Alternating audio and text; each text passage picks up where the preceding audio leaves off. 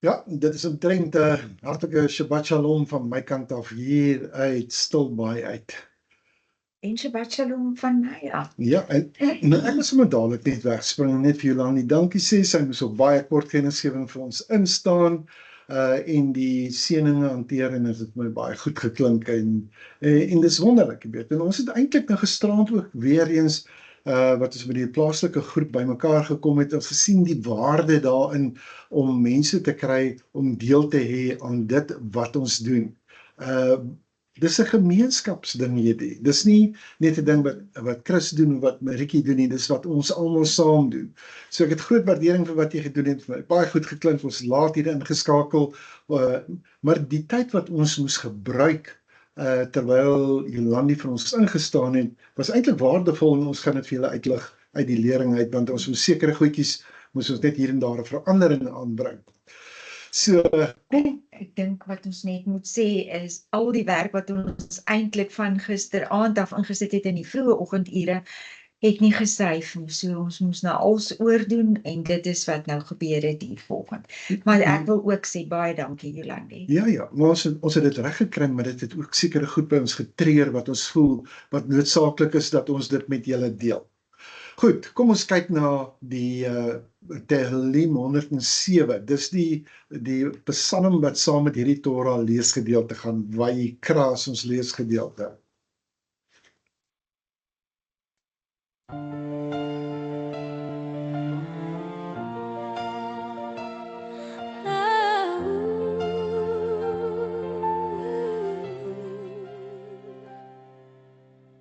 Oh, give thanks to Yahweh, for he is good, for his mercy endures forever. Let the redeemed of Yahweh say so, whom he has redeemed from the hand of the enemy, and gathered out of the lands, from the east and from the west, from the north and from the south. And he saved them out of their distresses. He sent his word and healed them and delivered them from their destructions. Oh, that man would give thanks to Yahweh for his goodness and for his wonderful works to the children of men. Let them sacrifice the sacrifices of thanksgiving and declare his works with rejoicing. They wandered in the wilderness in a desolate way.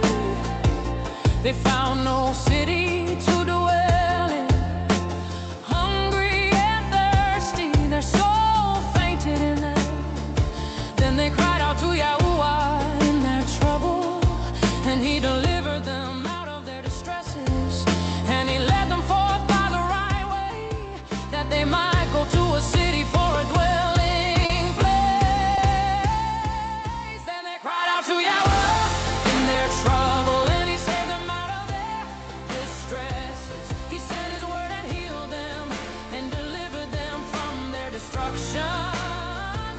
Oh, that man will give thanks to Yahweh for his goodness and for his wonderful works to the children of men. Let them sacrifice the sacrifices of thanksgiving and declare his works with rejoicing.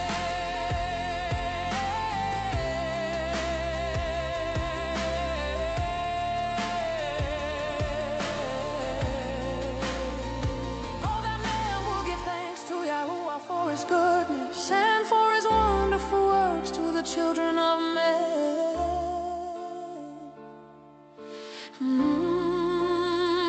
For he satisfies the longing soul and fills the hungry soul with goodness.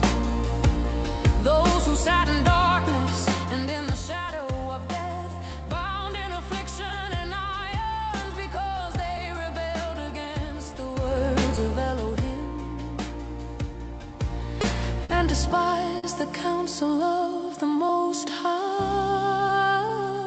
Then they cried out to Yahweh in their trouble, and He saved them out of their distresses. He sent His word and healed them and delivered them from their destruction. Oh, that man would give thanks to Yahweh for His goodness and for His wonderful works. To the children of men, let them sacrifice the sacrifices of thanksgiving. And declare His works with rejoicing. Vayikra. Wanneer hy roep, ek dink dit is seker die beste beskrywing om te gee, wanneer hy roep, ons gaan nou meer daaroor praat, gee net eers vir ons al ons leesgedeeltes wat hiervan toepassing is. Uit die Torah uit is dit Vayikra 1 vers 1 tot hoofstuk 5 vers 26. Dan uit die Haftara is dit Jesjaja of Jesaja 43 vers 21 tot hoofstuk 44 vers 23. En uit die Brit Hadisha of die hernieuwde verbond uit is Matthia of Matteus 5 vers 23 tot 30. Markus 7 vers 1 tot 30, Romein of Romeine 8 vers 1 tot 13 en dan Ivrim of Hebreërs 10 vers 1 tot 18, maar ook hoofstuk 13 vers 10 tot 16. 'n hele paar gedeeltetjies Dis daar. 'n hele paar, ja, dis 'n hele paar gedeeltes. Maar kom, ons sê net vir mekaar, waaroor gaan hierdie parasha Vayikra? Ek wil net gou so 'n paar inleidende opmerkings maak.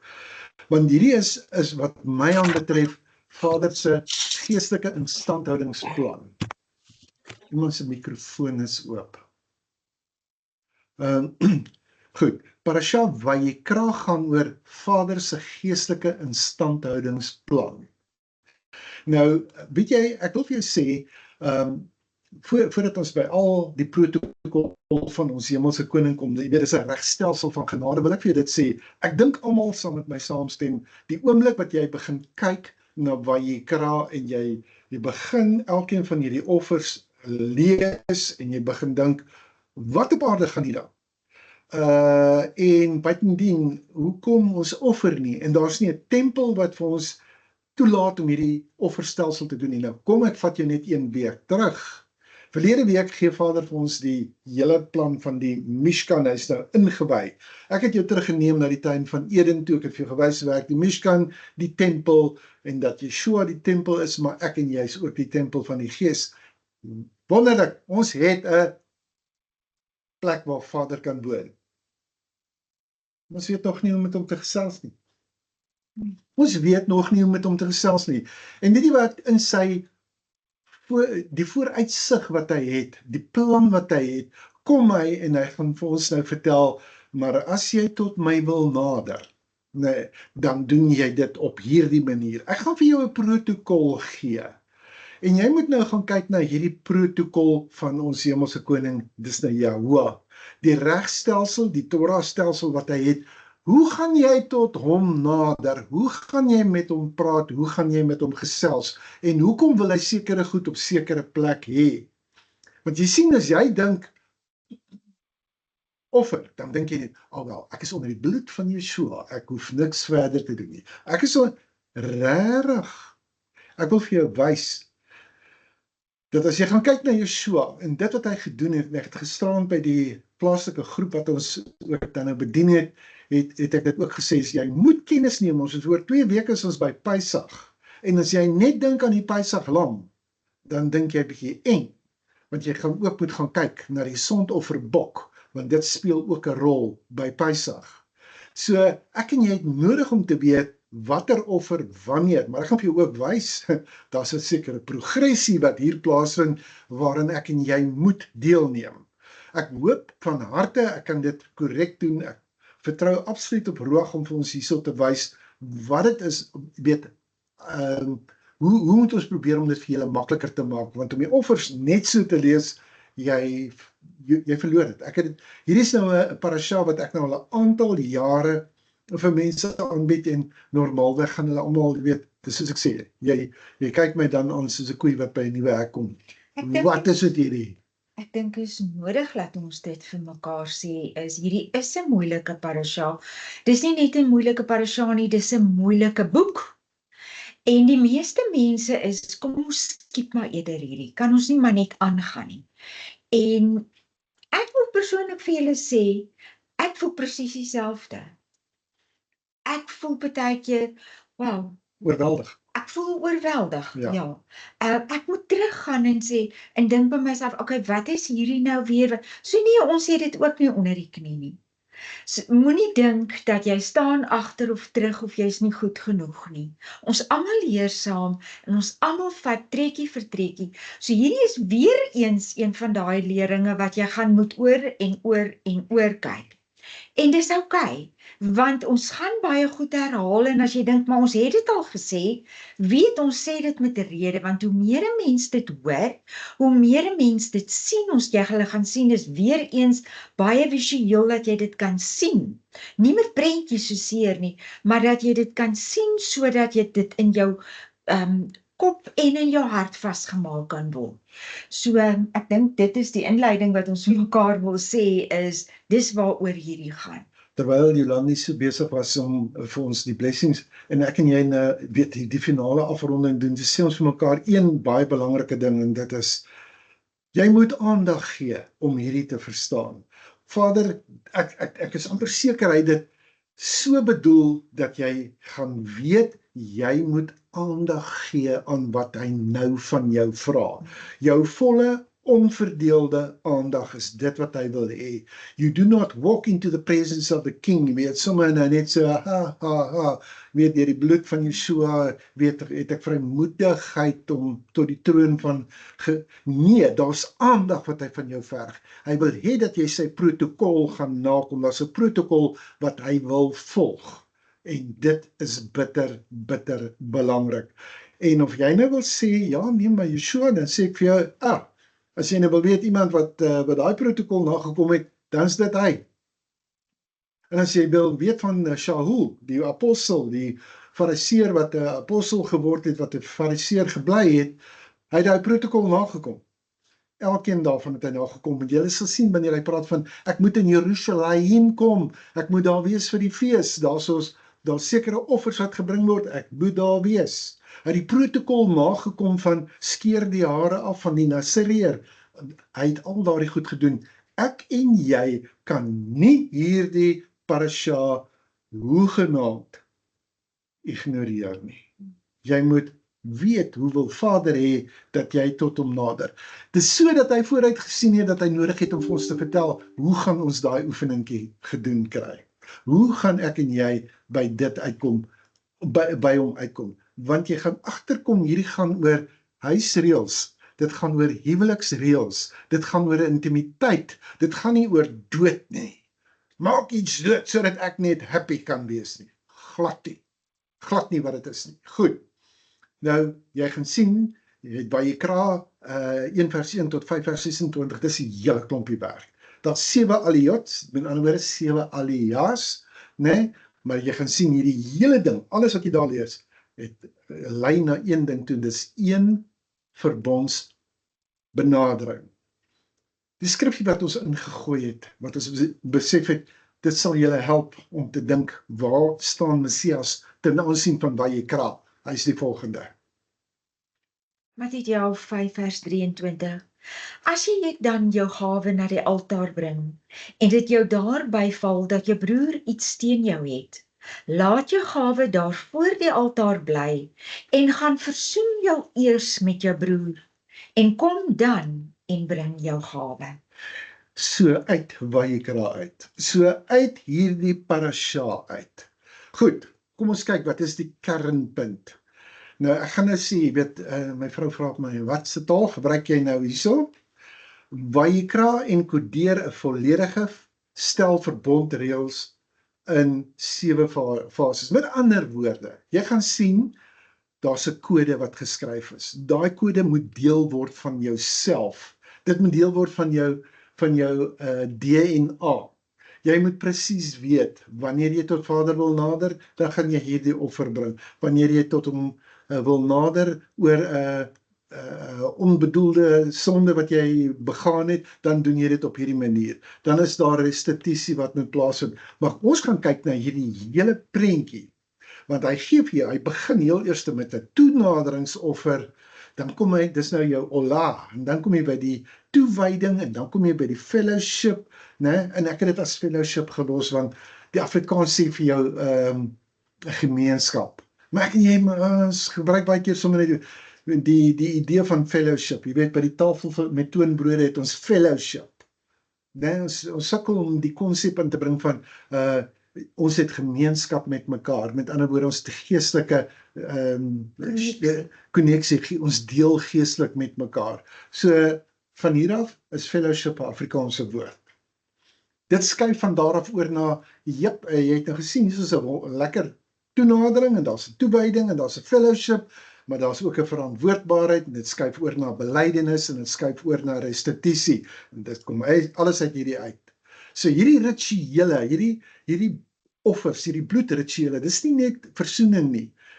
Dit gaan oor 'n ruimtelike teologie, en ek gaan hierdie ruimtelike teologie vir jou nou wys in 'n skyfie, dat jy verstaan waarvan ek praat. Want dis iets wat in die liggaam uitgevoer word. Jy sien hierdie gedeelte, soos ek sê, gaan alles oor verbondstaal. Dis absoluut oor verbondstaal. Goed, jy kry heel eers die woord, nee, daai woord wat hy vir jou gee is karaf, en dit beteken om nader te kom. Dit gaan nie daaroor dat jy moet offer nie, dit gaan nie oor die sacrifices nie, dit gaan oor om nader te kom. En nou moet jy hierdie logika volg, en daai 7 aliyot gee vir jou een boog wat jou van hierdie punt na daai punt vat, van nadering tot en met restituisie. En dan kom jy nou by die ruimte. En daai ruimte kry jy in die Mishkan, soos ek sê. Die Mishkan het 3 sones. En hierdie reëls wat jy kry oor hoe, weet hierdie 7 woorde wat ek nou vir jou gegee het, dit vorm die kode hoe jy daardie ruimte van die Mishkan, van die tempel, binnendring. En as jy hou altyd in gedagte, jy is die tempel van die Gees, hierdie is belangrik vir jou. Watter sone is jy op hierdie huidige stadium? Maar ek wil eers met jou praat oor wat is die bottom line. Die bottom line. Ek wil vir jou vertel wat is die bottom line. Nee, wat is die fundamentele ding waarna ek en jy moet kyk? Jy sien, ek het nou vir jou klaar gesê, Vayikra is nie 'n handleiding oor antieke slaghuisgebruike nie. Dis 'n volledige verbondstaal. Daar's 7 stappe. 7 stappe om na Elohim toe te kom, om heel te bly in daardie verhouding, en om dan verantwoording te doen oor dinge wat skeef loop, en toe te sien dat herstel kom van iets wat gebreek is. En die eerste woord wat jy moet verstaan is die woord korban. Dit kom van daai woord karaf, om nader te kom. Die Torah noem hierdie hele stelsel met 'n woord wat dit gaan oor nabyheid. Dit gaan nie oor offers nie. Het jy dit al ooit opgemerk? Né? Ek wil hê jy moet tot my nader, maar jy gaan dit op hierdie manier moet doen. So hierdie enkele woordjie vertel jou alles wat jy moet weet hoe om hierdie parasha te lees. Né? Dis wat jy moet doen om tot my te nader. Hou dit in gedagte, ons gaan daarna kyk stap vir stap. Goed. So ek wil net vir jou vinnig sê wat het Rashi te sê gehad daaroor. Jy moet sê, wanneer 'n mens tot my nader, of wanneer iemand tot my nader, ek weet gaan kyk of Rashi hierdie ding reg het, en hy is heeltemal reg. Daai woord wat gebruik word is wanneer 'n Adam ki yakrif, né, tot my wil nader. Dit verwys na Adam Harishon, die eerste Adam, wanneer 'n mens tot my wil nader, né, en wanneer jy iets wil bring wat jou eie is. So, jy is die Adam, dis enige iemand, wanneer enige iemand tot my wil nader. Goed, Rambam het ook iets te sê gehad daaroor, en dit is waar die tweede gedeelte gaan inkom, want jy sal sien die beginsels van shmicha, handoplegging, kom ook hier ter sprake. Shmicha het alles te doen met jou identiteit, wat oorgedra word, né? Ek dink ons gaan dit nou 'n bietjie meer volledig verduidelik, maar ek wil net hê jy moet verstaan op hierdie punt in stadium, deurdat jy jou hande op hierdie dier gaan lê, dan word dit 'n verlengstuk van jou as die persoon. Dis wat jy gaan sien wat hier gaan gebeur. Goed. So wat ons nou hier het, is die voorstelling van die Mishkan, wat die sleutel hou van al hierdie goed. Daar's 3 afgesonderde ruimtes, en hierdie afgesonderde ruimtes bevat elkeen die kode, of met sy teologie van toegang tot Elohim. Daar's 'n kode oor hoe jy tot Elohim moet nader. Jou heel eerste woord wat ek vir jou aan bekend gaan stel is Gatser, wat praat van die voorhof. En dis 'n plek wat oop is vir elke Israeliet. Dis 'n ruimte waar elke Israeliet mag betree. Hier word die olah gebring, die Shelamim offer word hierso gedeel, en die meeste van die Gatat offer se bloed bly nou net mooi daar. Enige een wat nader kan tot by die voorhof kom. Maar die Hegal is die tweede gedeelte, en ek en jy praat in gewone taal van, dis die heilige plek in die tabernakel. Dis deel van die getente area, né? Die afgesonderde plek in die tabernakel. Ons praat van die afgesonderde plek, maar vir die wat nie weet nie, dis die heilige plek in die tabernakel.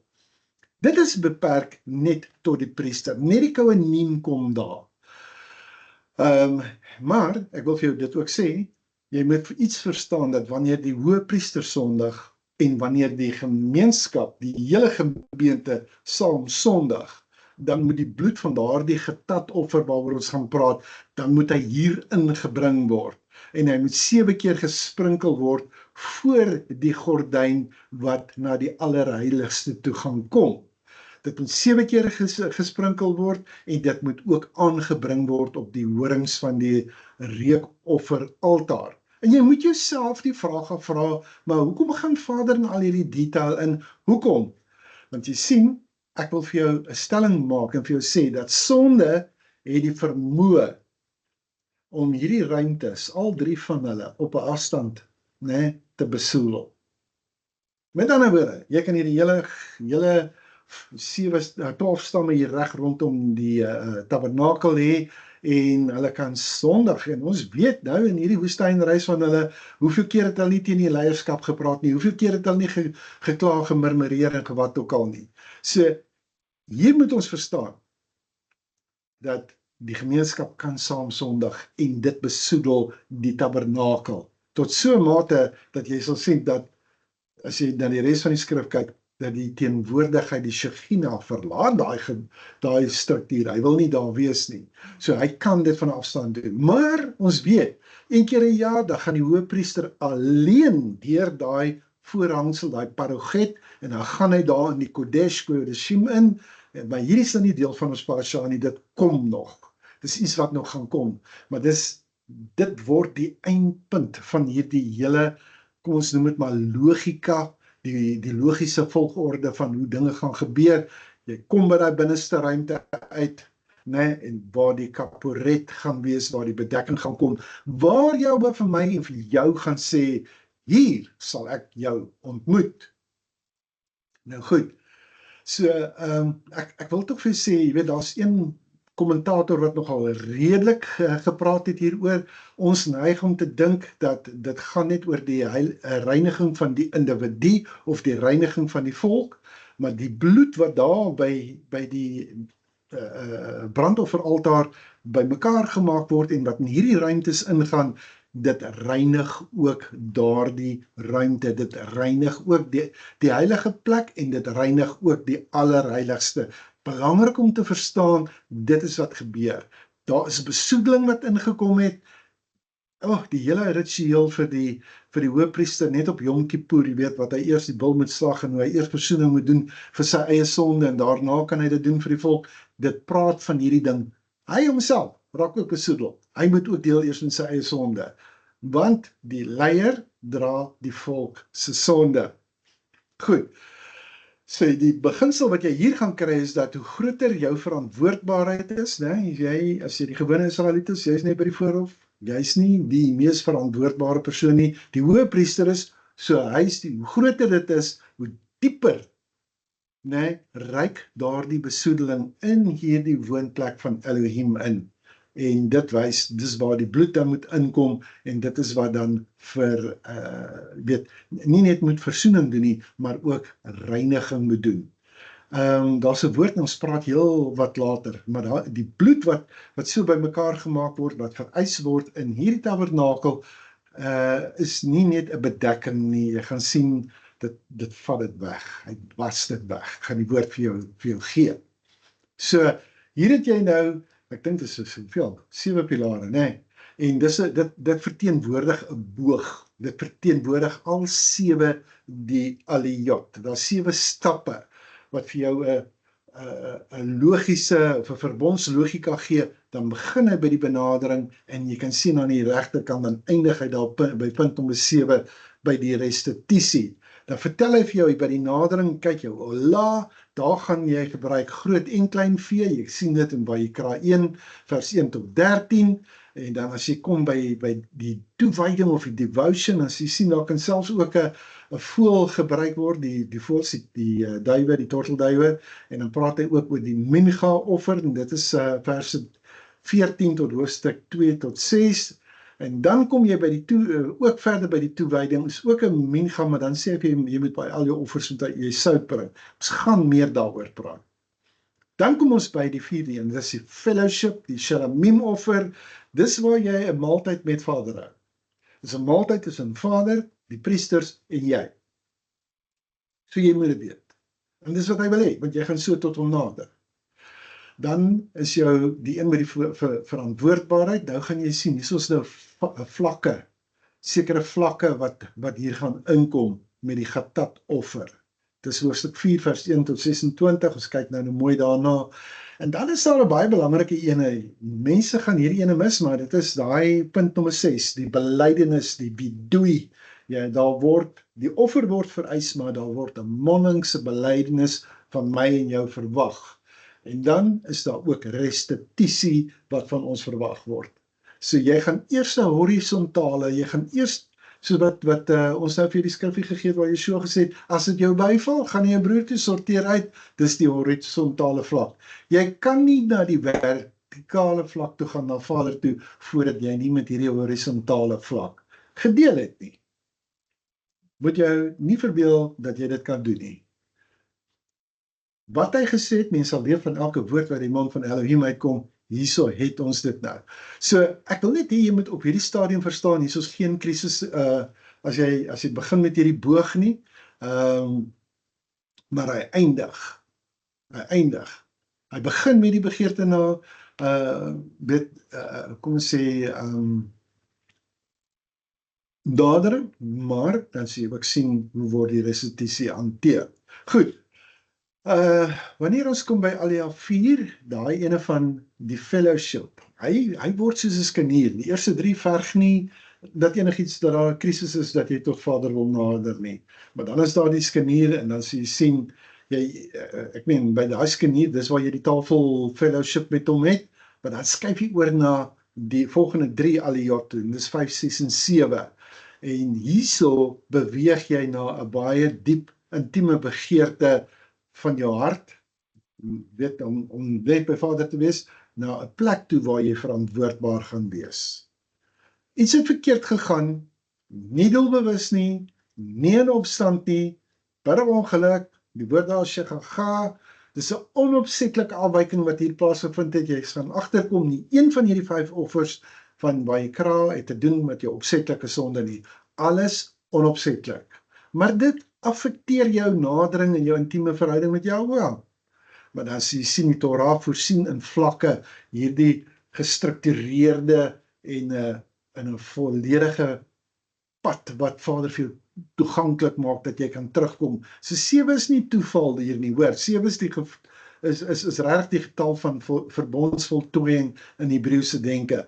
En wat jy hier in Vayikra sien is regtig verbondstaal van die eerste nadering tot volledige herstel. Hierdie is 'n prentjie wat jy regtig die hele tyd voor oë moet hou, soos wat 'n mens hier gaan praat oor hierdie. Nou, jy sien, as ons gaan kyk na die ligging van die bloed, waar gaan hierdie bloed heen? Dan gaan jy sien dat jou Ola, jou Shelamim en jou Gatat, jy moet kyk, wat is die offer? Wie bring dit? Wat gebeur met die bloed? Wat is jou verwysing en in watter zone of watter ruimte beweeg hy in? Soos byvoorbeeld, die Ola's groot en klein vee. Enige Israeliet kan dit doen, maar is bloed wat gespat word teen die buiteste altaar, dis die brandofferaltaar, teen die kante. Dan sê vir jou, dit is net in die voorhof wat dit gebeur. So ook die Shelamim, enige Israeliet kan dit bring. Weereens, dit spat teen die altaar se kante. Weereens is dit net in die voorhof. Dan begin jy by die Gatat, nou gaan ons 'n bietjie anderster, want nou kyk jy na die Nasi. Die Nasi is die leier. Nou nie meer net die gewone Israeliet nie, nou kyk jy na die leiers van hierdie stamme, van hierdie groepe. En daardie bloed word teen die horings van die altaar aangebring. Weereens bly dit in die voorhof. Jy moet vir jouself afvra hoekom. Dan kom jy by die Gatat vir die Jagid. Die Jagid is die individuele Israeliet. Dit word ook aan die horings van die buitealtaar, die brandofferaltaar gebring. Weereens in die voorhof. Nou skuif hy, nou kom jy by die vergadering, die kahal, dis die hele vergadering. En nou moet daai bloed, nou in daai tent ingevat word. Dis in die heilige plek in, dis in die gatser wat hy ingaan, hy gal wat hy ingaan, né? En dit word 7 maal voor daardie paroget, daardie voorhangsel word dit gespat, en dit word ook aan die horings van die wierookaltaar gebring. Jy moet vir jouself vra, wat maak die bloed daar? Wat maak dit daar? Want jy sien, daar's net 'n sekere klas mense wat daar ingaan, en dis die Kohanim. En dan het jy die Kohen Agadol, dis die hoofpriester, hy is die een wat hierdie werk doen, wat ons nou net van gepraat het, en dis net hy wat dit kan doen in die Heigal. Dan later, dink ek seker oor 2 of 3 weke, dan kom ons by die Yom Kippur prosedure. Dis net die Kohen Agadol alleen, dis net hy wat in die Kodesh Kodeshim ingaan, dis die allerheiligste plek, die mees afgesonderde plek, waar die verbonds altaar is, en Vader wil hê dat ons mekaar daar gaan ontmoet. So, kan jy sien hoe werk hierdie hele storie, hoe dat die bloed is nie net alleenlik om jou sonde te bedek nie, maar dit is ook 'n suiweringsaksie om die ruimtes voor te berei in die Mishkan wat nou so volledig saamgestel is. Miskien kan 'n mens net hier prakties bysit vir die van julle wat al baie met vleis gewerk het. Ek en Chris nogal baie daaroor gepraat in terme as ons 'n bees bewerk het of enige vleis bewerk het op groot skaal en jy het met baie met die bloed is mos nou nog daarin. En jou hande is vol bloed, as jy later kyk en jy kyk na jou hande, dan kan jy sien hoe skoon is jou hande. Daai bloed het 'n reinigingsaksie. En dis presies, hou daai prentjie in gedagte. Ja, met ander woorde, daardie bloed gaan jou reinig, maar hy gaan ook sekere meublement, sekere areas, soos wat Vader dit bepaal het, want alles is soos wat hy sê dit is. Ons kom en sê vir ons maak nou veilig, want hier's nou bloed wat gespat word. Ja, Nee, dink soos wat Vader dink, wat is in die bloed, wat is die doel van hierdie bloed, en wat is die prentjietaal van hierdie bloed? En moenie bekommerd wees nie, hierdie goed gaan by mekaar kom. Ons hoop dat jy gaan, wel ek vertrou regtig die Ruach dat jy gaan you'll have a greater sense of what's required wanneer ons met hierdie lering dan nou klaar is. Kom ons kyk so 'n bietjie na Aliyot 1 tot 3. Dis nou die eerste 3 alias wat jy kry. So ons begin waar Jikra begin, met 'n vrywillige daad. Die woord Jikra uitgeroep, Jahwe roep vir Moshe, en deur Moshe dan roep hy die hele Israel op, net om te sê, hoorie so, mense, dit is hoe jy voor my gaan kom. Ek het weer vir jou gesê, dit begin nie met 'n krisis nie, niemand het gesondig nie, niemand het 'n verbondsverpligting oortree nie. Die eerste 3 alias, aliyot is die woord eintlik meer, beskryf wat 'n mens moet doen wanneer hulle net dood eenvoudige begeerte het om nader te kom. Wanneer toewyding die motivering is nie die een of ander skuldgevoel nie. So, die Ola en die Mincha is heeltemal vrywillige offers wat jy gaan bring. Hulle is dade van liefde voordat jy die dade van herstel gaan kry. Hou dit in gedagte soos wat ons dan nou aanbeweeg. En Jahua het Moshe geroep en met hom gepraat uit die tent van byeenkoms en gesê: Spreek met die kinders van Israel en sê vir hulle: As iemand van julle aan Jahua 'n offer wil bring, kan julle julle offer bring van vee, van beeste of van kleinvee. As sy offer 'n brandoffer is van beeste, moet dit 'n bul sonder gebrek wees wat hy bring. By die ingang van die tent van byeenkoms moet hy dit bring, sodat hy goedkeuring voor die aangesig van Jahua kan vind. Sien jy, daar word nie vir ons sê, hoorie, wanneer jy hierdie sonde gedoen het, nee, en daar's 'n skeiding tussen my en jou gekom, nou moet jy hierdie doen nie. As jy gaan kyk na die bul en die hele beskrywing van die bul, wat dit is, en hy's kragtig, en hy die voortplanting vermoë, ensovoorts, jy kan dieper in dit alles ingaan as jy sien waaroor dit gaan.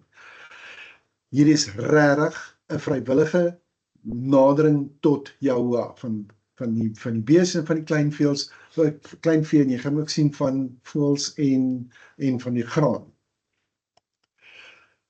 Soos ek gesê het, die Torah veronderstel nie 'n krisis nie.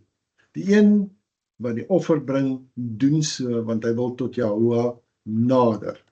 So wat is dit wat hy gaan doen? Nee? Hy gaan nou hierdie Ola, gaan hy nou vir ons bring. Weet jy wat, ek noem dit, dis 'n offer wat opstyg. So kom ek noem hom maar net klein, dis 'n offer wat opgaan. Die Torah sê hierso vir ons, die eerste offer wat jy gaan bring, want dis die suiwerste daad van nadering, is die persoon bring die beste wat hy het, en dit word geoffer in sy totaliteit, dit gaan as geheel op na Jahua toe. Niks kom terug nie, geen deel vir die ou wat die offer gegee het nie, nie eers een stukkie vleis kom terug na hom toe nie. Geen vlees, geen vleis vir die kouen of niemand nie.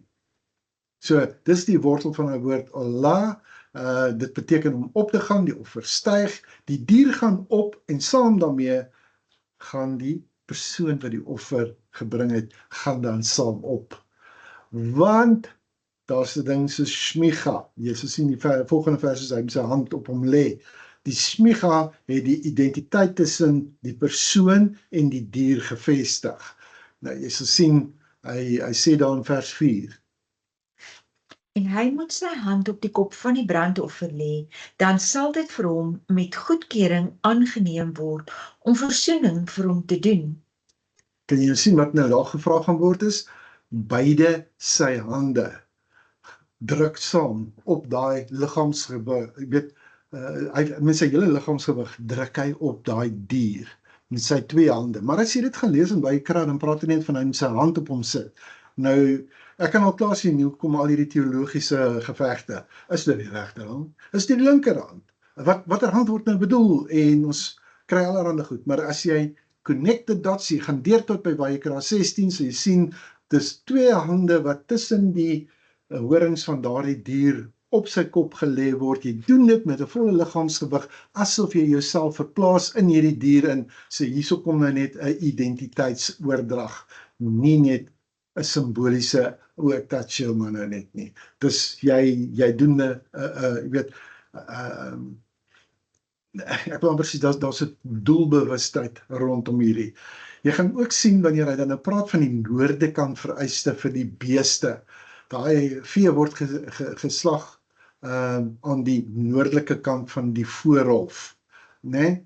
En hier is nie bureaukratiese regulasies nie, dis die struktuur van nadering, en die Torah gee vir ons presies die tabernakel taal. Jy gaan ook sien waar hy gaan vir presies sê waar die bloed gespat moet word teen die kante daarvan, die kouen van daai bloed, die zarak, en hy kom met 'n definitiewe, aktiewe, kragtige aksie, spat hy dit teen die brandofferaltaar. Die bloed maak kontak met die altaar, en as jy sien, die oomblik wat dit gebeur, is daardie nadering is dan voltooi. Kom ek praat net so klein bietjie meer oor die smicha self, nee. Want ek het net al vir jou 'n aanduiding gegee. Dink aan 'n skanier tussen die nadering waar daar nie 'n probleem is, geen krisis is nie, en die situasie waar daar wel 'n krisis is, nee. Pajekra 1 vers 4 sê, en hy moet sy hand op die kop van die brandoffer lê. Dan sal dit vir hom met goedkeuring aangeneem word om versoening vir hom te doen. Maar Hebreë 6 vers 1 sê, daarom moet ons nie bly by die begin van die prediking aangaande die Messias nie, maar na die volmaaktheid voorgaan, sonder om weer die fundament te lê van die bekering uit dooie werke en van die geloof in Elohim, van die leer van die dopinge en van die handoplegging en van die opstanding van die dode en van die ewige oordeel. En dit sal ons doen as Elohim dit toelaat. En van julle wat saam met ons die disipelskap kursus gedoen het, sal weet hoeveel keer het ons hierdie opgebreek in die dopinge. Daar's nie net een doop nie, maar daar's verskillende dopinge.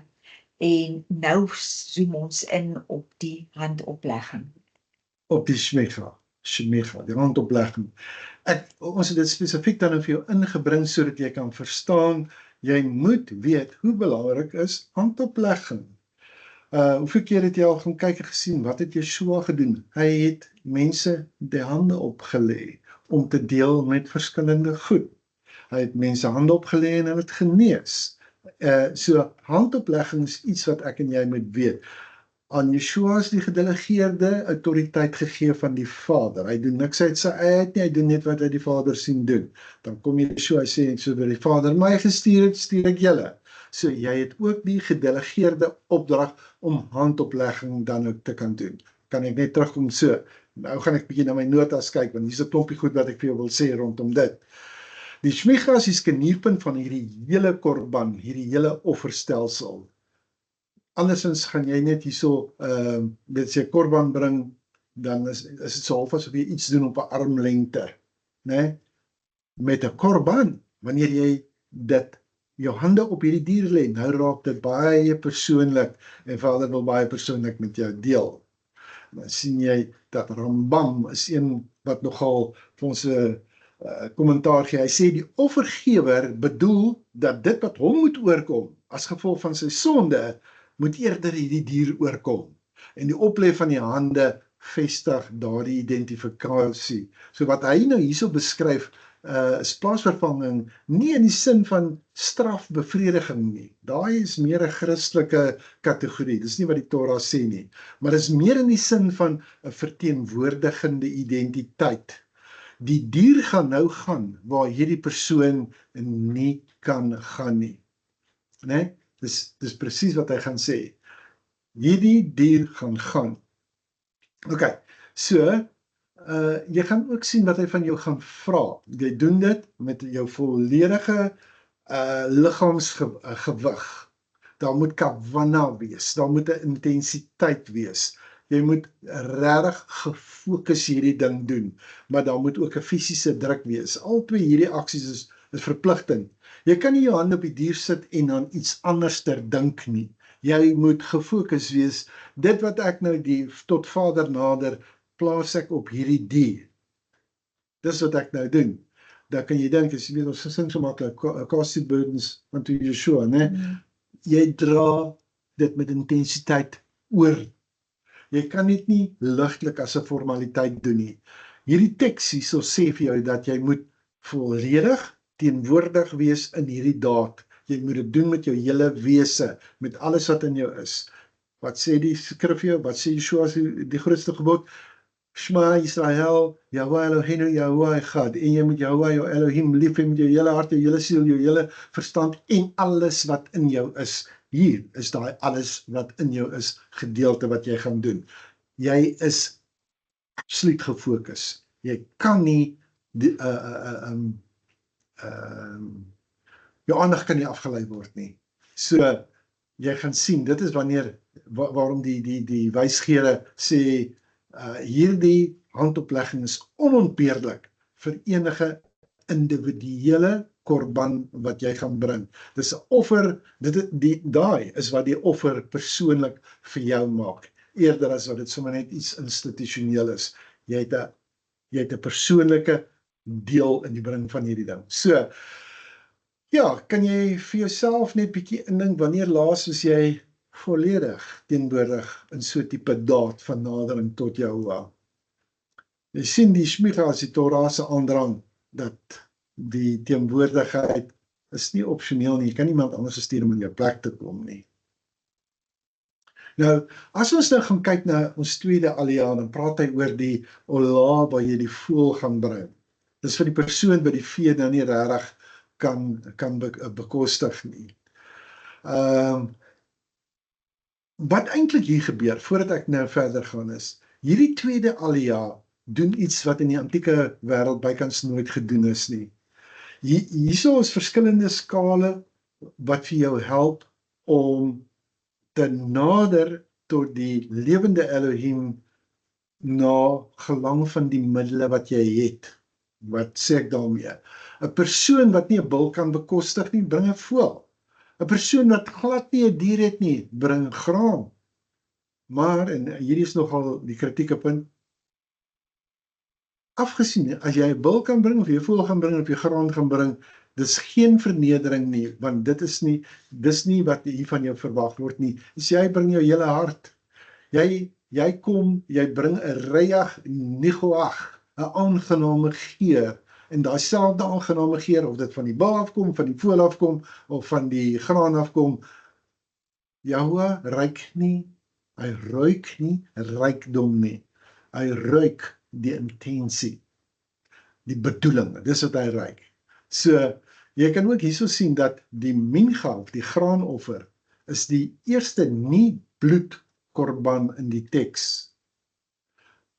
In die Hebreëus is hierdie woord mincha, dit beteken, dit is 'n geskenk, dit is 'n huldeblyk, dit is iets wat jy bring na 'n meerdere, om te erken, maar jy het heerskappy oor my. Byvoorbeeld, Jakob het 'n mincha vir Esau gestuur, of Dawid se vader Isai het aan koning Saul het hy 'n mincha gestuur. So dis 'n taal van verhouding en erkenning, nie 'n offer nie. Dis wat 'n mincha is. Dis 'n erkenning, nie 'n offer nie. So weer eens sê jy ook sien dat die verbod wat jy daar gaan kry oor die suurdeeg en die heuning, dis nie sommer net iets oor 'n arbitrære higiëne nie. Weet, suurdeeg fermenteer. Die heuning het ook so die maat om dit te doen. Die altaar van jou is nie 'n plek waar 'n proses van bederf kan inkom of mag inkom nie. Wat jy vir hom bring, moet in 'n suiwer toestand wees. So hierdie tweede alia sê vir jou en vir my, as die vergadering, as die gemeente, die deur is al oop vir ons almal. Hierdie is nie net vir ryk mense nie, dis nie vir net die wat vee het nie, die arbeider wat in die veld werk met fyn meel, kan so sekerlik ook nader kom, net so seker soos wat 'n man wat 'n bil vir ons gaan bring. So, in 4 woorde sê die Torah eintlik vir ons iets wat baie keer gemis word. Ek wil hê jy met hierdie beginsel baie mooi na kyk, as iemand. Nee, ons het nou gesê, hy sê, die Hebreëus sê, nefesh ki takrif, wanneer 'n siel bring, nie wanneer 'n persoon bring nie, wanneer 'n siel bring, nie wanneer 'n man bring nie, is wanneer 'n siel bring. So, hoekom sê hy hier nefesh op hierdie plek, en dit kom nie eintlik elders voorheen, die antwoord is nogal mooi, hy sê, want wie bring gewoonlik 'n mincha? Dis 'n arm persoon, die een wat niks het om te gee nie, en vir daai persoon sê Jehovah, ek reken dit asof hy sy eie nefesh, sy eie siel, voor my aangebied het. Dit beteken ek en jy moet nog steeds ons siel voor Jehovah aanbied. Ek en jy weet, met al die onderskeidings wat jy daarvan kry, gaan jou siel oor jou wil, jou denke en jou intellek, nee, daai siel, dis jy het jou hele siel voor hom aangebied. Dis dit nie mooi nie. Jy moet dit verstaan. Jehovah wil hê dat jy jou siel voor hom sal aanbied. Dit is so. En Yeshua het vir ons hierdie voorbeeld weer eens gestel, né? Met Matteus 26:38, toe sê hy vir hulle, my siel is diep bedroef tot die dood toe. Bly hier en waak saam met Kan my. jy sien wat 'n tipe offer was hy? Dit was in die tuin van Getsemane daai. Wat 'n tipe offer het hy daar gebring? So, as jy gaan kyk na hierdie hele Pesach gebeure, dan sê jy agterkom, as is 'n offer op 'n offer op 'n offer wat gebring is. So, ons het nou gesien dat die maatstaf van die korban is nie die grootte van die dier nie. Die maatstaf is die verhouding van die persoon wat van homself gee. Die arm persoon wat 'n 10de eva van meel bring, hy gee dalk meer. Né? En dit is die geldeenheid wat jou nou kyk, né? Iets wat ek meen, hy kyk na jou nefesh, hy kyk na jou siel. Dit is nie toevallig in hierdie Hebreëse vertelling nie. En Yahweh het hierdie nefesh gedeelte van die mincha, hy het dit met opset het hy dit daar aangesit. So ek wil hê jy moet tog net aandag gee aan daai ene. So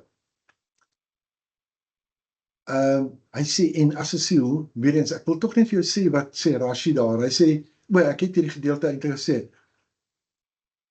Eintlik sê Yahweh, ek reken dit asof hy sy eie nefesh, sy eie siel voor my aangebied het.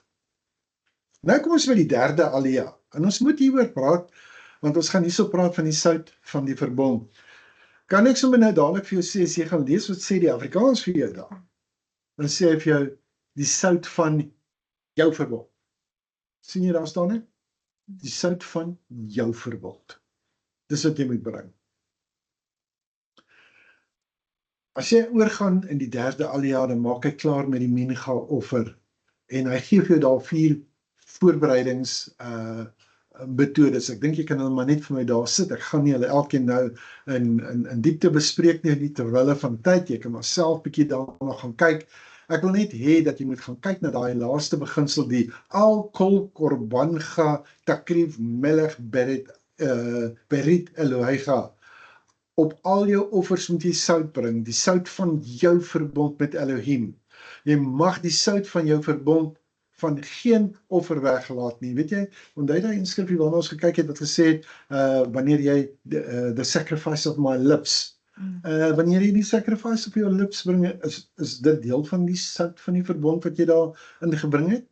Hierdie soutverbond, hy praat hierso van die melach beriteiga, die sout van jou verbond. Dis die enigste bestanddeel eksplisiet aan die berit in hierdie hele korbanstelsel, né? Wanneer hy praat oor die verbond hierso, dis die enigste bestanddeel wat hy reg. Dis nie, kyk, sout is ons nie geursel nie, maar hy wil vir jou die idee skep van die permanentheid van die verbond. Goed, en dit word op elke korban verwys, nie net die mincha nie, nie net die ola nie, op elkeen van hulle. En dit is baie duidelik as jy dit gaan bestudeer, van die begin tot die eind. Nou gaan ons weer terug na, ek wil net, jy moet net gou weer kyk na hierdie prentjie, kan jy sien al 7 daardie stappe waar ons nou oor gepraat het, en die woord wat jy kry, en die logika en die ruimte waarna toe dit beweeg.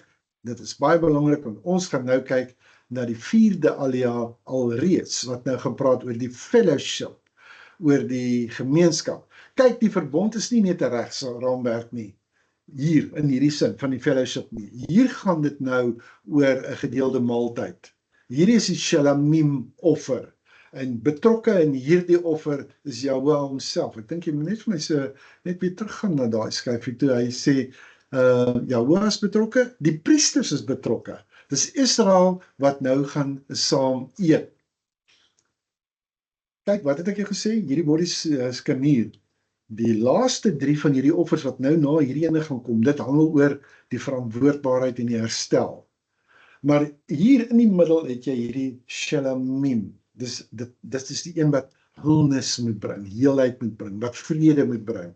Dus jy sê daarmee, ek het 'n plek van fellowship het ek bereik. En dit is waar hierdie verbond 'n maaltyd word. Nou waar hou jy normaalweg so is Shalomim? Weet jy wat tafel, is dit nie? Is 'n maaltyd, jy deel dis die diepste moontlike daad van verbondsbevestiging. Jy eet nie saam met jou vyand nie, doen jy? Jy sit nie aan die tafel met iemand wat jou wil benadeel nie. Daai tafel is 'n plek van vertroue. En ek wil hê jy moet net daar verstaan, wanneer jy aan tafel gaan sit op 'n Vrydag aand, en jou Shabbat-tafel is gedek en voorberei, en jy het 'n tema dalk daar gesit, of wat ook al, weet net, dat Jahoua is bereid om saam met jou aan tafel te sit. Ek dink dit breek dalk vir iets anders te oop daar. So, dis die Shalomim. Dis 'n offer van 'n persoon wat nie wegvlug van enigiets nie. Dis nie sonde om te versoen nie, soos ek gesê het, geen krisis wat opgelos moet word nie. Dit is eerder iets van 'n persoon wat sê, ek is in 'n vredesverhouding met Jahoua, en ek wil hierdie vrede vier op die mees konkrete manier wat ek ken, deur saam met hom 'n maaltyd te deel. Rambam het sy kommentaar daarop. Hy sê, hy identifiseer die Shalomim eksplisiet as 'n verbondsmaal. En hy haal daai parallel aan wat jy kry daar in Shemot 24:11, waar die 70 ouderlinge saam met Moshe teen die berg opgegaan het, hulle Elohim gesien het, en hulle het geëet en gedrink. Nee, saam in die goddelike teenwoordigheid bevestig hulle die verbond. Dis wat gebeur in Hebreëse denke. Wanneer ek Vrydag gaan sit en ek eet hierdie maaltyd, en ek het die brood gebreek, en ons die wyn geneem, nee, dan bevestig ek net weer en weer en weer, dat ek staan in 'n verbondsverhouding met Jahoua Elohim deur my Messias Yeshua. Goed, en hierdie Shalomim is wat, jy weet, wat hierdie ding moontlik maak vir elke Israeliet.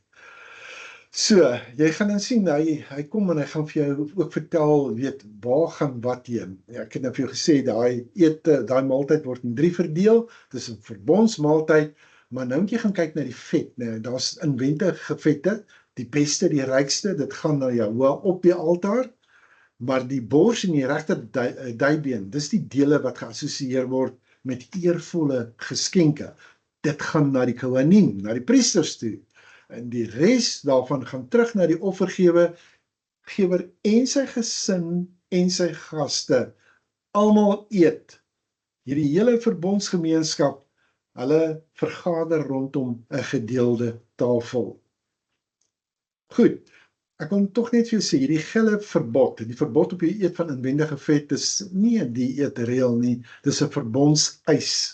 Jahoua sê, die eerste en die beste behoort aan my. Voor jy eet, erken dat dit my tafel is. Dit is my voorsiening. Dit is my dier en jy eet op my uitnodiging. Mooi, nee? Dis 'n mooi manier om te sê. So, wat sê die Talmud vir ons onder andere? Hy sê, die altaar maak vrede tussen Israel en hulle Vader wat in die hemel is. Hulle noem daai altaar die shulchan, 'n tafel. Nee, hulle kyk letterlik daarna soos 'n buitelug altaar. En hulle noem dit die eettafel. Baie, baie, baie interessant vir my. Goed, kom ons kyk na hoe word hierdie Shalomim dan nou verdeel? Wie eet wat? Ek dink, ek wil nie te veel in detail, en dit gaan ek dink ons het dit eintlik al hanteer alreeds. Jy kan sien, die eerste gedeelte, die Amorim, dis die interne vet, dis die geloof, dis die vetster, die niere en die lewerlop. Dit praat hulle van, dis die harde vet, om die lewer, om die niere, dit gaan na die Vader toe. So gisterand nog al 'n lewendige gesprek daaroor gehad, dat dit gaan nie oor alle vet nie, dit gaan oor daai harde vet wat rondom hierdie gedeeltes is. Dan die Kohanim kry die bors en die regterdye, het ons vir mekaar gesê, en dan die res gaan na die een wat die offer gebring het, en sy gesin en sy gaste.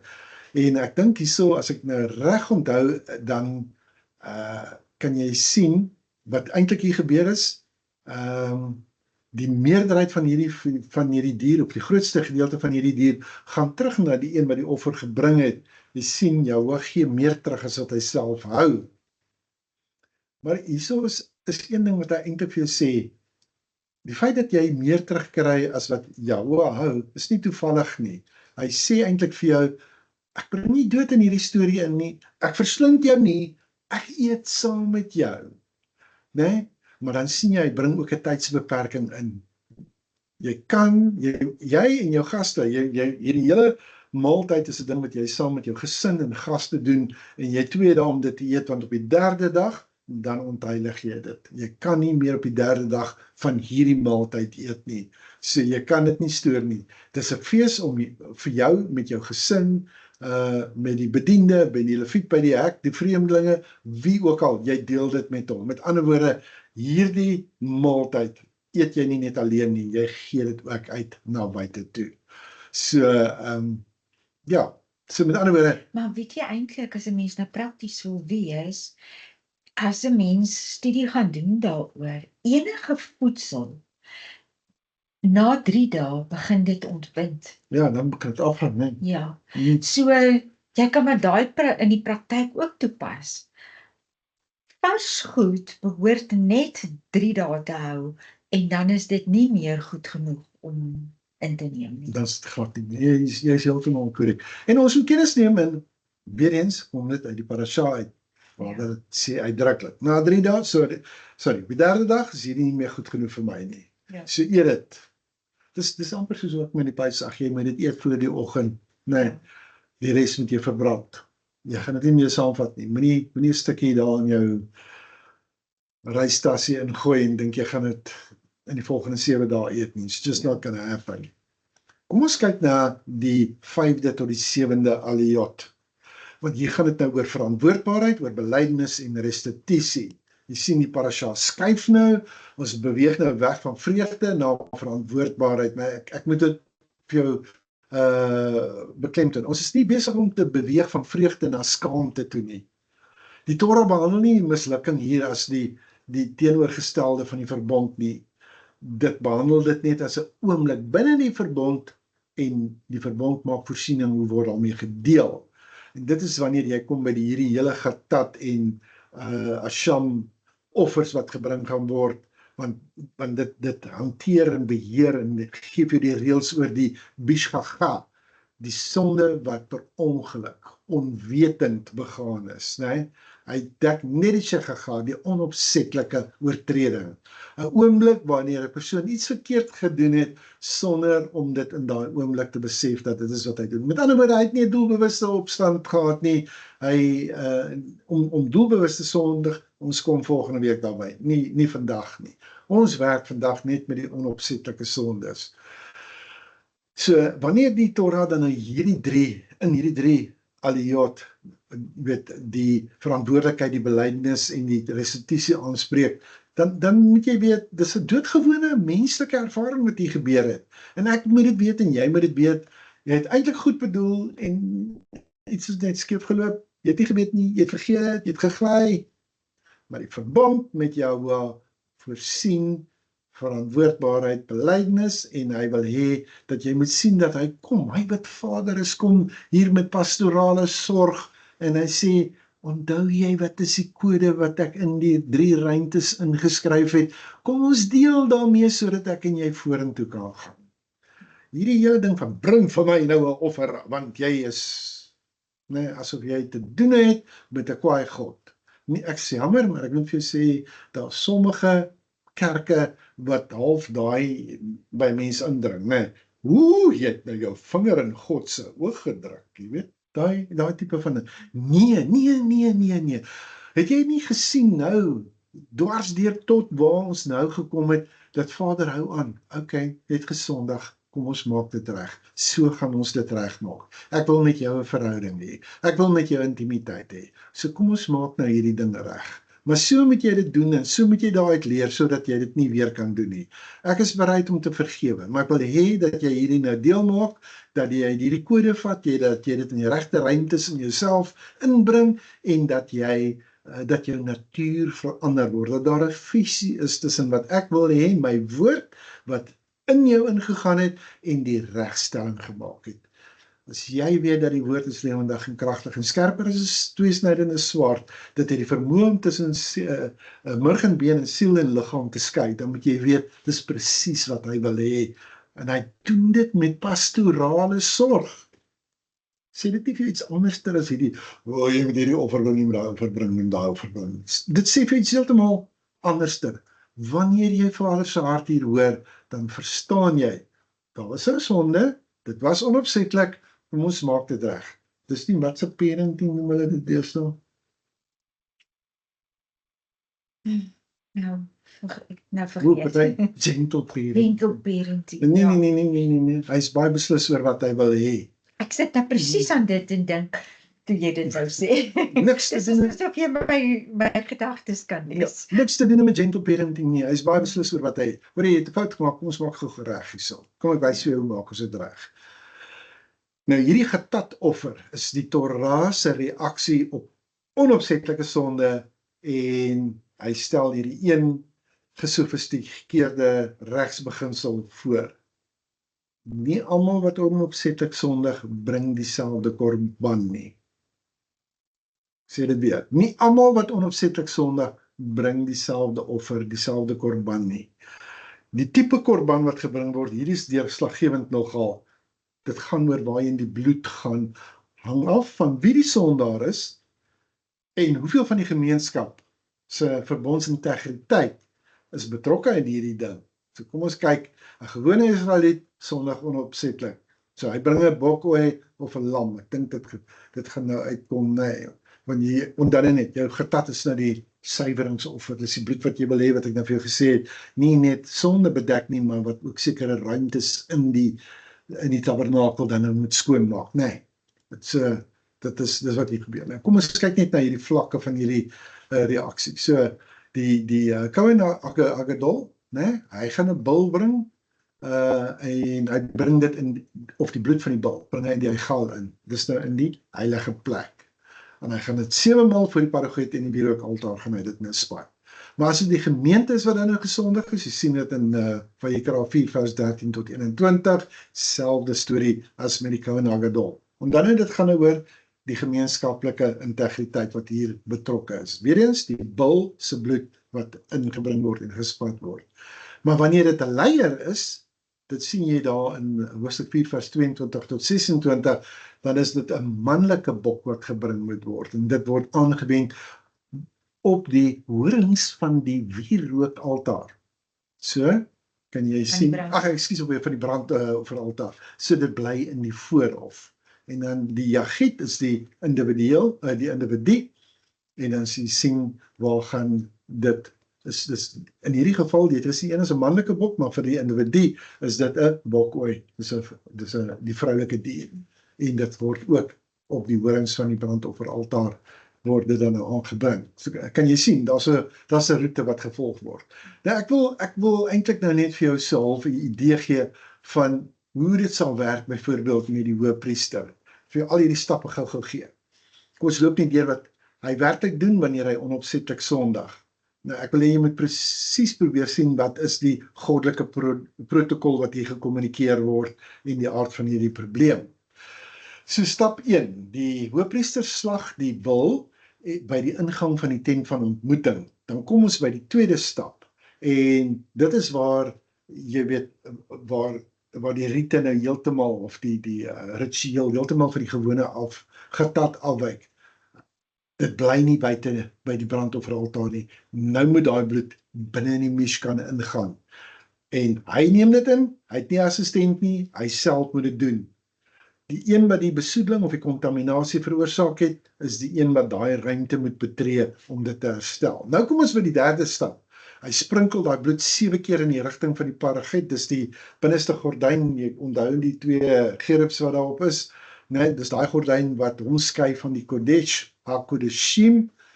7 is die getal van volledigheid, hy maak nie gebaar nie, hy deurweek volgens Vader se voorgeskrewe protokol daai ruimte met die reinigende bloed. Dan kom ons by die 4de stap, hy bring daai bloed aan op die 4 horings van die reukofferaltaar. Hoekom die reukofferaltaar? Want dis die tabernakel meublement wat die naaste aan die parochiet, aan die voorhangsel is. Dis die naaste aan die teenwoordigheid. Kan jy sien hoe ver het sonde, daai besoedeling, daai kontaminasie, die tabernakel gepenetreer. Soveel so, dat daar 'n reinigingsaksie dan moet plaasvind. Dis baie belangrik dat ons hierdie deel verstaan. En dan kan jy sien die residue of dit wat oorbly word by die buitenste altaar word dit dan nou uitgegiet, né, daai bloed wat oorbly, en dan die laaste stap, as ek reg is, dan gaan dit oor die karkas, en hierdie karkas, moet jy weet, het die hele tabernakel, die hele volk, verstaan jy, al die kontaminasie is gevestig in hierdie karkas, niemand mag daarvan eet nie, dit moet buite die kamp gevat word, en in sy totaliteit verbrand word, niemand moet daarvan kan inneem nie. So, jy kan sien, die bloed doen die reiniging en die suiweringswerk, die karkas absorbeer en die hele stelsel werk uitstekend. En nêrens anders sien jy dit so duidelik, en die volk is so bewus daarvan, soos op Yom Kippur, wat hierdie ding dan nou gebeur nie.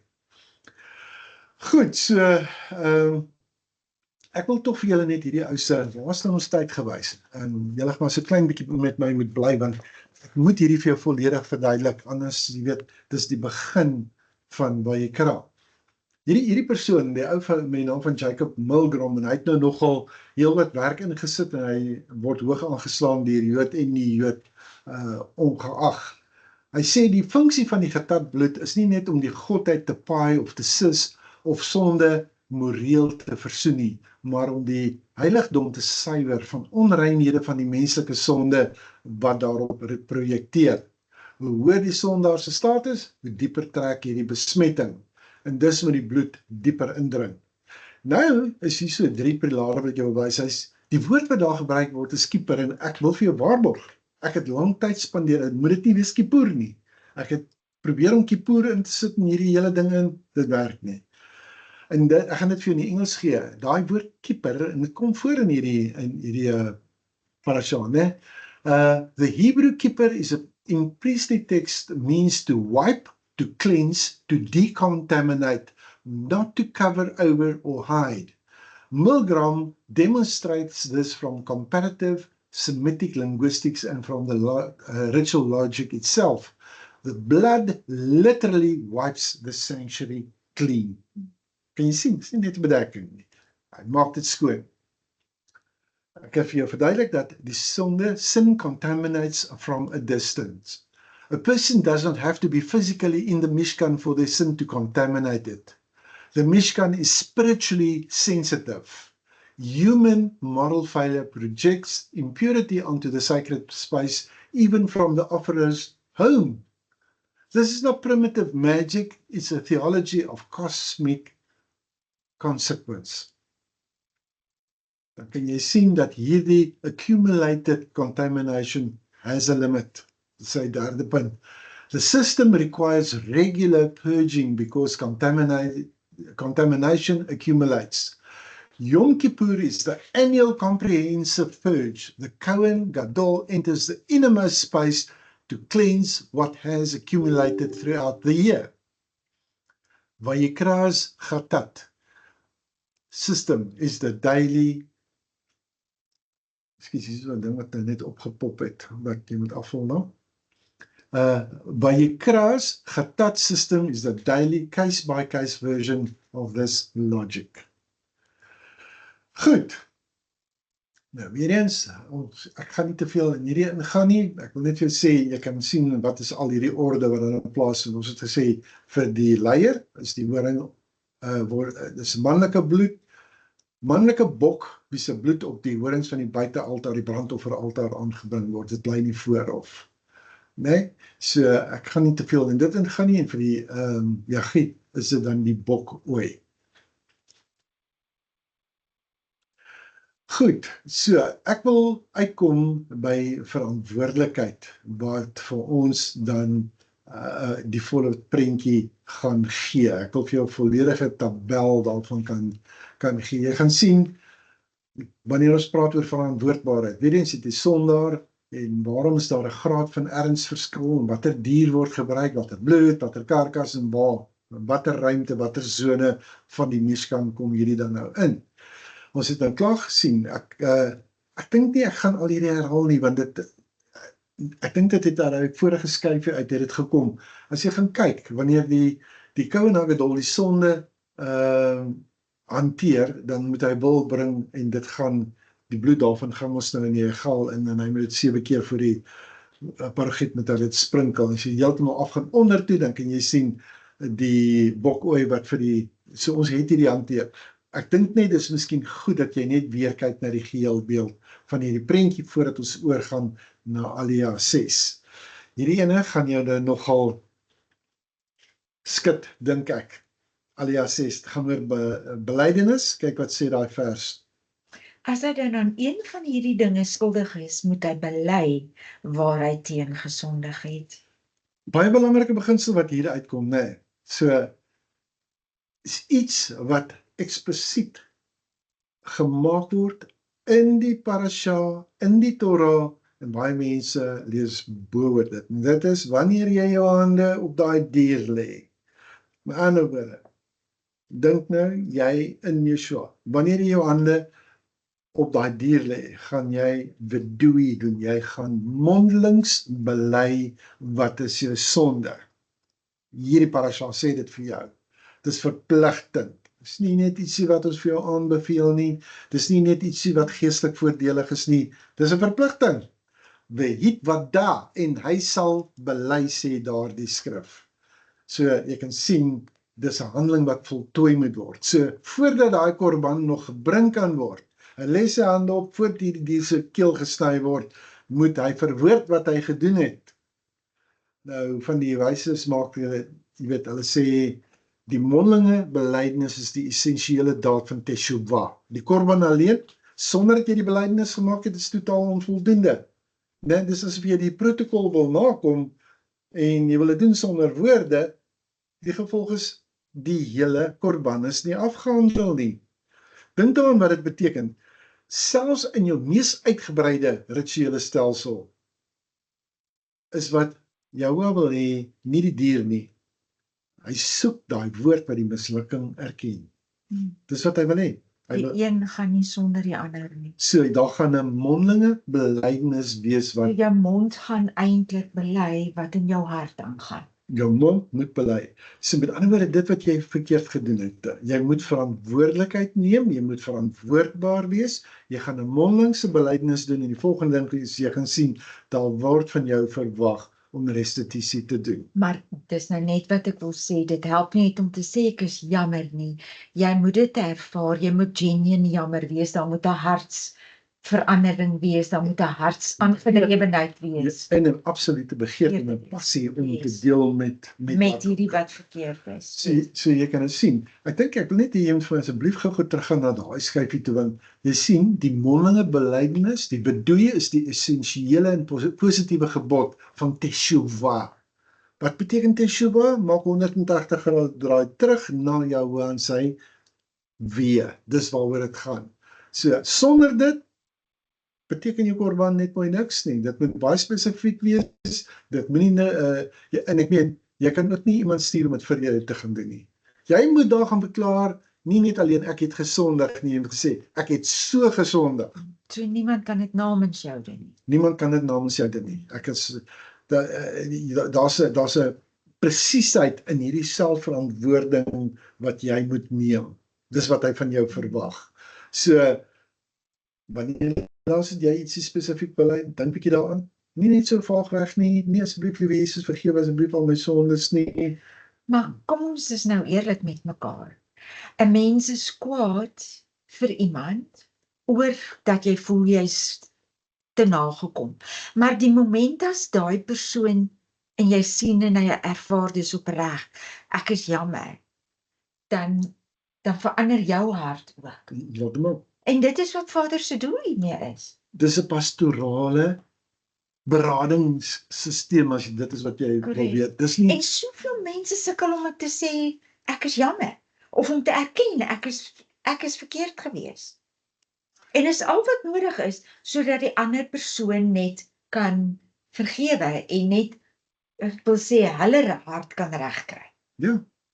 Sien jy dat hy gee vir jou daar 3 gevalle in hierdie 5de en 6de. 'n Valse eed. Jou hart was verkeerd. Valse eed by getuienis. Of jy het kontak gehad met iets wat ritueel onrein was. Of jy het 'n roekelose of 'n valse eed afgelê. mondelinge belydenis plus korban. Nie die een sonder die ander een nie. Jy gaan volledig doen, want dit is, soos wat Vader Jahweh sê, dit is. Ek sê weer, hierdie is 'n pastorale hoogtepunt van verantwoordbaarheid, wat hy vir jou vra. My seun, doen dit, bely dit. Dis wat hy wil hê. Maar dan gaan hy ook, en hy vertel vir jou hoe is die pad terug, né?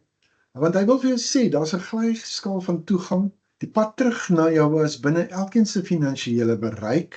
As jy lewende hawe kan bekostig, dan bring jy 'n lam of 'n bokkooi, dit hang af. Kyk na waar jy krag 5 of 6. Dis jou basislyn, dis vir die persoon wat middele het. Maar die een wat nie lewende hawe kan bekostig nie, wie wat doen hy? Hy bring 2 tortelduwe of 2 jong duwe. Kan jy onthou Miriam van die moeder van Yeshua? Sy het 2 tortelduwe gebring na die tempel toe. Sy het dit gaan lees. Vir die wat nie lewende hawe kan bekostig nie. So jy kan sien, daar's een is getat, een is 'n ola. Dis dieselfde versoeningsresultaat. Dis net verskillende middele wat gebring word. Nou wat maak jy as jy nie eers 'n voël kan bekostig nie? Dan bring jy 1/10 van 'n eva van die fyn meel, né? Jy kan sien selfs dis die absolute minimum, geen olie nie, geen lebanon nie, né? Niks nie.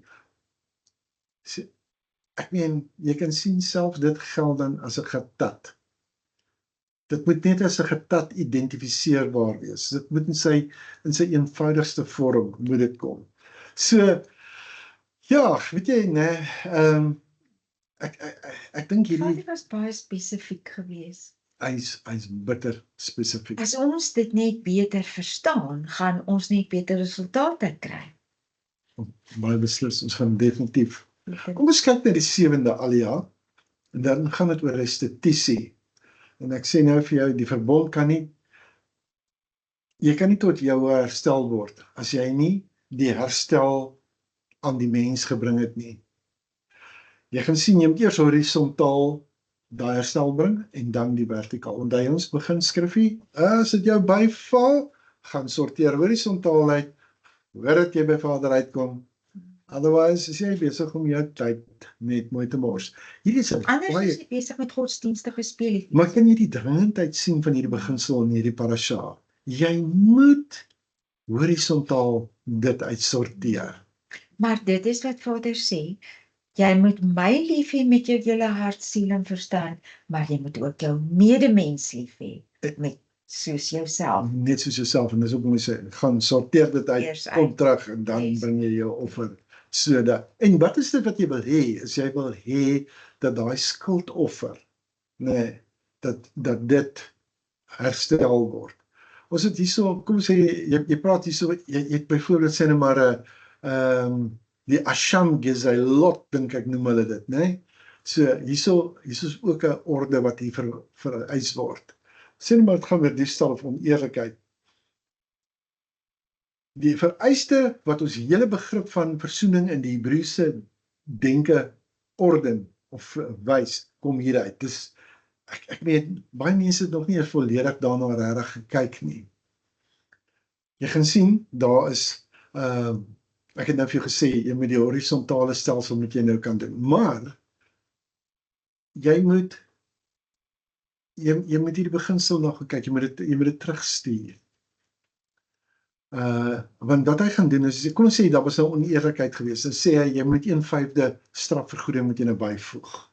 Daar is nie uitsondering nie, jy gee die hoofsom terug, dit wat jy gevat het, gee jy terug, jou tweede stap gewees, voeg 1/5 by, dis die straf vir jou verkeerdheid, dan is daar 'n derde ene, slegs nadat daai menslike vlak op die persoon op die horisontale vlak, sy skadevergoeding ontvang het, slegs dan kan jy hierdie Asham offer, kan jy na Vader toe bring.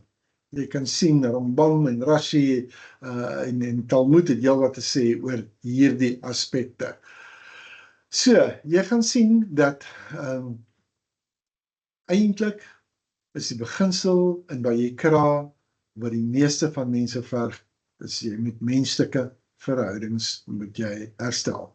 Klaar vir jou vertel, dit moet horisontaal tussen mens en sy medemens wees, horisontaal, voordat dit vertikaal kan gaan, voordat jy daai laaste offer kan bring. Jy moet daai mondelinge belydenis doen. Jy moet versoening ontvang vir jou oortreding. Jy moet dit doen. Weer eens, onthou ons het begin met hierdie volledige boog, né? En die vraag gaan dan wees, wat verg dit van my en van jou? Wat is dit wat hy wil hê? As ons gaan kyk, weer eens, wat hou ek terug van die ola? Ek meen, dis iets totaal. Dis iets heeltemal totaal. Ek wil net hierso by 'n nota kom, ek wil vir julle iets sê, rondom hierdie. Okay, so, as ons praat oor die ola offer, wat hou jy terug? Die ola is 'n totale ding, niks wil terughou nie, niks wil teruggestuur nie. Elkeen van ons het maar 'n plekkie in ons hart, in ons lewe, waar ons jou nog nie toegelaat het nie. Wat is joune? Dan kom jy by die nefesh. Onthou jy het ons gepraat? En ons het gesê, maar jou tel nie die shekels nie, hy tel verhoudings. Wat is daai 10de eva van 'n meel wat jy terughou, omdat jy jouself oortuig het, dis te klein om saak te maak? Dis juist die ding waarvoor hy wag. Dan kom jy by die melach berit, né? Die soutverbond. Is jou verbintenis met hom so sout? Is dit fermenteerbaar of is dit onder druk? Wanneer dinge vir jou moeilik word, hoe lyk jou toewyding dan? Dan kom jy by die shalamim, dan is die vraag wat vir jou gevra word, wanneer laas het jy 'n aanbidding, of wanneer laas was jou aanbidding, soos met 'n Shabbatete, het dit vir jou soos 'n maaltyd gevoel, soos gemeenskap, weer eens horisontaal met jou medemens, en vertikaal na Vader toe. Soos wat jou na sy tafel genooi het, en jy en jou hele gesin opgedaag het, en saam in sy teenwoordigheid geëet het. Kan jy sien hoe belangrik is daai? Of dit nou is by 'n Shabbat, of dit nou gaan wees by sy Pesach, of dit nou gaan wees by sy eersteling offer, of dit nou gaan wees by sy ongesuurde brode, of dit gaan wees by Shavuot, Yom Teruah, Yom Kippur, of Sukkot, weet jy wat? Nie laat jy saam in sy teenwoordigheid, saam met jou gesin geëet, saam met jou familie geëet, saam met jou vriende geëet. So, as ons dan kom by die vidui, wanneer laas het jy iets baie spesifiek bely? Wanneer laas het jy nie net gesê, ek is jammer, ek het voor die gesondig nie. Vergewe my al my sonde. Vergewe my asseblief tog al my sonde, my menigvuldige sondes het ons so geleer om so godsdienstig te bely. Maar wanneer jy kom by Yom Kippur, het jy gesien, en die ou slaan op sy hart en sê, deurdat ek hierdie gesê het, nee, ek bely dit, en deurdat ek dat gesê het, ek bely dit, en deurdat ek so gesê het, ek bely dit. Laat dit wees asof dit nooit gebeur het nie, en as ek luister. Die feit van die saak is, doen dit op 'n daaglikse basis. Wanneer laas het jy spesifiek bely?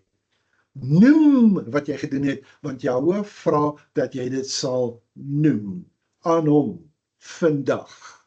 Ek moet dit ook doen. Dan kom ons by die Asham. Is daar 'n persoon wat ek verontreg het, wat nog wag? Is daar nog 'n skuld wat onbetaald is? Is daar iets verkeerd wat gebeur het, wat ek nou net nie erkenning aan gee nie? Is daar 'n verhouding wat gebreek is, wat ek gehoop het, dat Jahwe sal dit op die een of ander manier genees, sonder dat ek 'n poging aanwend om dit self te herstel? Die Torah sê vir ons, hy sal nie. Hy sal dit nie herstel nie, totdat jy nie dit gedoen het nie. Jy moet mondelings bely, jy moet die herstel bring. Hierdie boog van Vayikra, hy sluit nie die horisontale herstel nie. Totdat dit, hy kan dit alleenlik sluit, en vir jou die seën gee, wanneer jy in daai plek gekom het, vertikaal tot Jahwe, deur hierdie hele stelsel van die een na die ander, die een bou op die ander, op die volgende, totdat jy by die restituisie uitgekom het, en dan sê hy vir jou, jy het nou teruggekeer na my toe, nou is ek in 'n plek, waar ek jou kan seën. Dit is die bottom line wat jy daar op die skerm sien. Van nommer 1 tot nommer 6, daar is hy. Toenadering, toewyding, fellowship, verantwoordbaarheid, belydenis en restituisie, dis wat Vader verwag. Né? Jy kom, jy nader tot hierdie brandofferaltaar, en jy kan sien hoe dring die bloed vir ons deur en maak jou skoon en hy maak ook die Mishkan maak hy dan nou skoon. Goed, dis min of meer die idee wat jy moet kry uit hierdie 5 offers uit. Dis 'n mondvol. Ek hoop dat as ek iets by jou kon laat vandag, dan is dit. Daar's 'n volgorde in dit wat Vader vir ons gee. Vandat jy tot hom nader, totdat jy die restituisie gedoen het. Jy weet, ek het vroeër in my wandeling met die Vader, het ek baie te doen gekry met die ouens in die bevrydingsbedieninge. En hulle sal gou-gou vir jou ook sê, weet jy wat? Die een ding wat hulle weet, is dit. Die sataniste sal agter in jou kerk kom sit. As hulle agterkom dat jy is besig om sondebelydenis en restituisie te verkondig, en staan hulle maar op en hulle loop, want hulle weet, hulle gaan net my niks daar reg kry nie. Maar ons wil sondebelydenis doen op 'n manier waar ons die voorskrifte gee, en ons wil nie die restituisie doen nie. Restituisie is wat Vader van ons opeis. Is jy bereid om deur hierdie te gaan? Kan jy nou sien dat elke offer is vandag nog van toepassing? Gaan deur hulle en vra vir Vader dat hy toelaat dat Ruach jou hart deursoek en dat hy dit na vore bring waarmee jy moet deel. Ek het nie die oppervlakte geraak vandag, maar daar's 'n diepte wat Vader hieraan bring.